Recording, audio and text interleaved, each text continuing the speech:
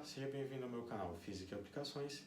E na aula de hoje eu irei dar alguns exemplos de funções e de seus respectivos gráficos.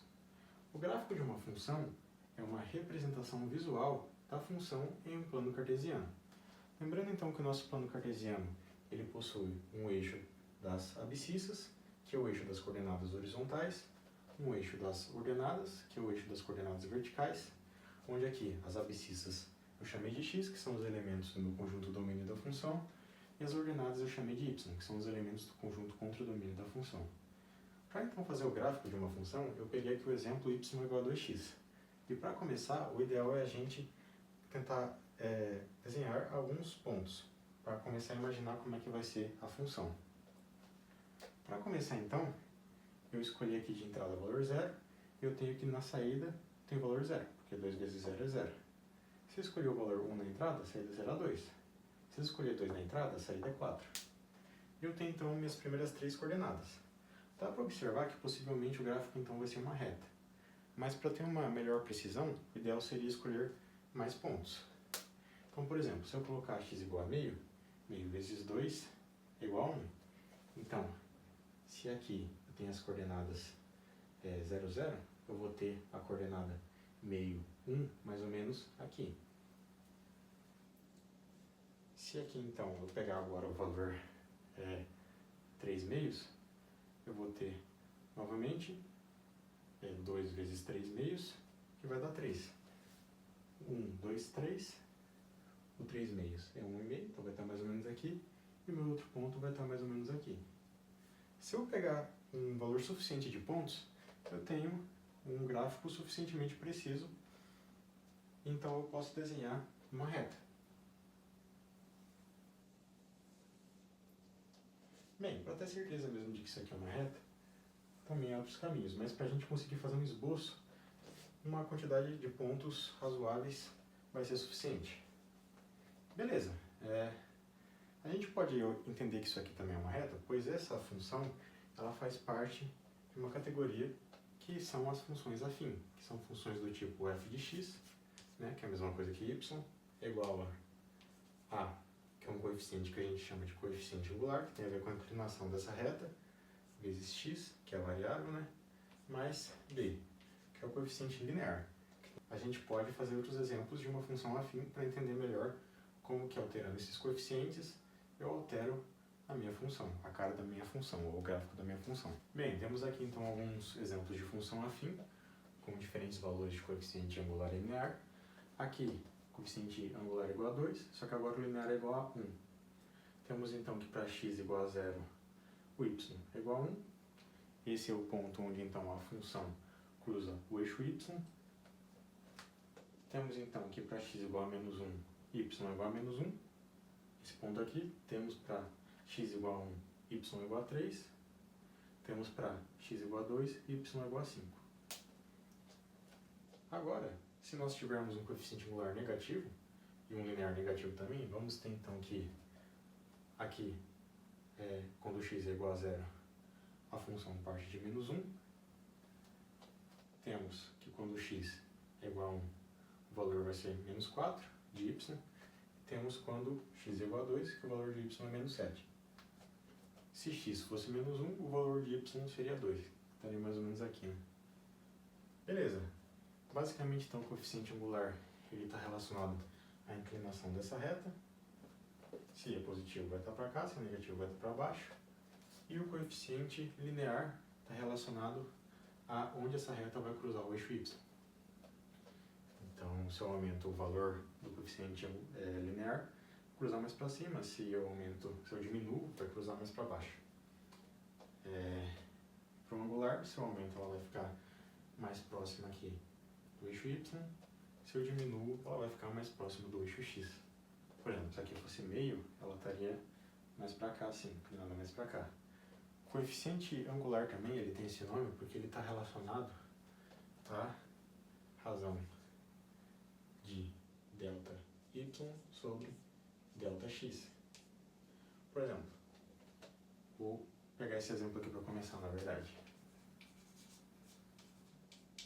Se eu começo em 0, né? Então eu vario 1 de delta x, eu vario 2 de y. Então, é 1 menos 0, né? Que é o final menos inicial, aqui vai dar 1.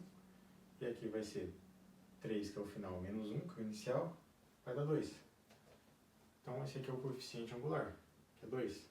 Só que é a mesma coisa aqui, o tangente do ângulo que essa reta forma com o eixo x.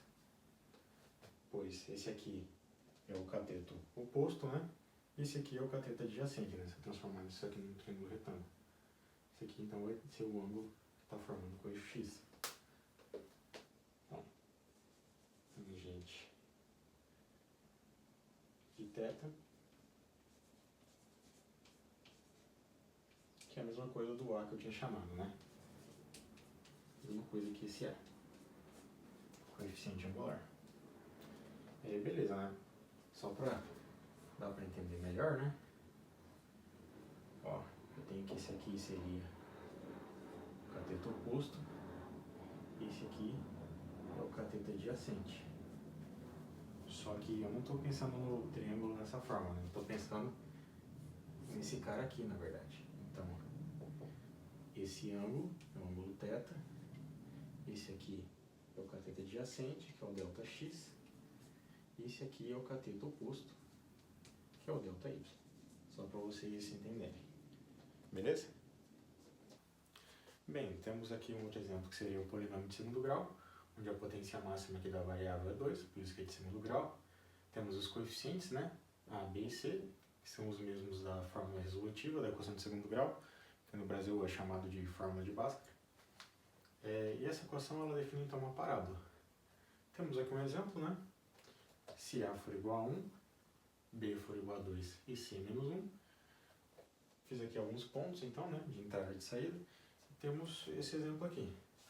Aqui é o ponto 2, 7, aqui 1, 2, aqui 0, menos 1, menos 1, menos 2, menos 2, menos 1, menos 3, menos 2. Forma uma parábola. Algumas observações. O valor de C aqui, ele vai dizer, novamente, onde que a equação toca o eixo y, quando x é igual a 0. Porque se eu coloco x igual a 0 aqui, sobra somente o valor de C. Como aqui é menos 1, então toca aqui em menos 1. O valor de B, basicamente, ele está transladando, na verdade deslocando, né, o mínimo dessa função aqui, né, no caso, a pontinha aqui da concavidade. Esse coeficiente A, ele já está relacionado para onde a concavidade vai estar virada. Como ela é positiva, então a concavidade aqui está apontando para cima. Mas se ela fosse negativa e a gente plotasse o mesmo gráfico, ela estaria apontando para baixo. Beleza? Se nós considerarmos A como sendo zero, voltamos para a equação que vimos antes, né? Que é a equação assim. E se nós considerarmos B e C igual a zero, temos y igual a x quadrado, né? Então, simplesmente uma equação quadrática, né? Esse tipo aqui, né? Bem, para reforçar aqui então o papel do coeficiente A, podemos pegar a função quadrática. Se eu fizer um gráfico agora com os eixos não tão idênticos assim, eu vou ter algo assim, para y igual a x quadrado. Claro, né? Aqui seria como se o eixo x estivesse alargado, né? No sentido de que se aqui eu andar 1, 2, 3, 4, aqui eu estaria andando 1, 2, por exemplo. Tá mais ou menos batendo. Quando aqui for 1 tem que ser 1, quando for 2 tem que ser 4, enfim. E se for negativo, eu vou ter o mesmo formato, né? Só que agora a concavidade vai estar virada para baixo. Beleza. Se o valor do coeficiente, agora eu estou falando do valor, não do sinal, ele for alto, por exemplo, ele for 9, então essa parábola ela vai estar mais comprimida. Se ele for um valor menor, por exemplo, meio, ele vai estar agora mais alargado em relação a 1, né? Aqui é a mesma coisa, né? Se for menos 9, seria como se estivesse mais comprimidinho. Se for menos meio, mais alargada também. Beleza. Vamos agora para outro exemplo. Bem, mais um exemplo, então, nós temos a função recíproca com n igual a 1, que é y igual a 1 sobre x, ou y é igual a x elevado a menos 1. Essa função aqui, ela então, para valores próximos de zero de x, ela vai ter um valor alto de y. Por exemplo, aqui x é igual a 0,001 ou 1 sobre 1000, né? Ela vai ter um valor de y igual a 1000. É só você colocar 1 sobre 1000 elevado a menos 1, né? Vai dar 1000. Então, nós temos que quanto menor o valor de x, maior o valor de y. Só que, veja, x não pode ser zero, né? Senão dá uma indeterminação. Então, o zero não faz parte do domínio. Nós temos aqui que para 1, ela está no ponto 1, porque, né? Y é igual a 1 quando x é igual a 1. Bem, para meio, ela está no ponto 2. E para 2, ela está no ponto meio. Aqui eu peguei um exemplo de 10, ela vai estar em 1/10. Em 1/10 ela estaria em 10. E aqui, né? Em 1000, ela estaria em 1 sobre 1000, né? Que é o inverso daqui. Beleza, aqui nós temos uma ideia do que é chamado de assíntota.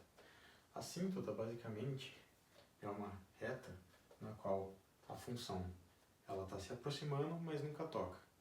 Por exemplo, aqui a assíntota horizontal, né, referente ao eixo das abscissas, seria o próprio eixo das abscissas. Ou seja, a função está sempre se aproximando do eixo das abscissas, mas nunca vai tocar o eixo das abscissas. E a assíntota vertical, aqui seria o eixo das ordenadas, porque novamente a função está sempre se aproximando dele, né? Mas nunca vai tocar. Beleza. Temos mais alguns exemplos, né, de funções que são um pouquinho mais complicados, né? Por exemplo, nós teríamos a função exponencial, a função logarítmica, ou logaritmo natural também, em vez de ser só log. Por exemplo, log de x, aqui nós precisaríamos ter uma base também, né? Por exemplo, base 10, e a log natural, né? Que é a mesma coisa que log na base e, né? Só que essas funções aqui, para a gente calcular o valor de saída da entrada, não é tão simples assim quanto essas fórmulas. São fórmulas que não são tão simples de serem escritas, digamos assim. E que nem sempre também te dão um valor exato do resultado. Mas pode ser tão exato quanto você queira, mas nem sempre dá um valor exato. Então, devido a isso, para essas fórmulas aqui, eu vou só fazer um comentário no próximo vídeo sobre a fórmula, né, do gráfico.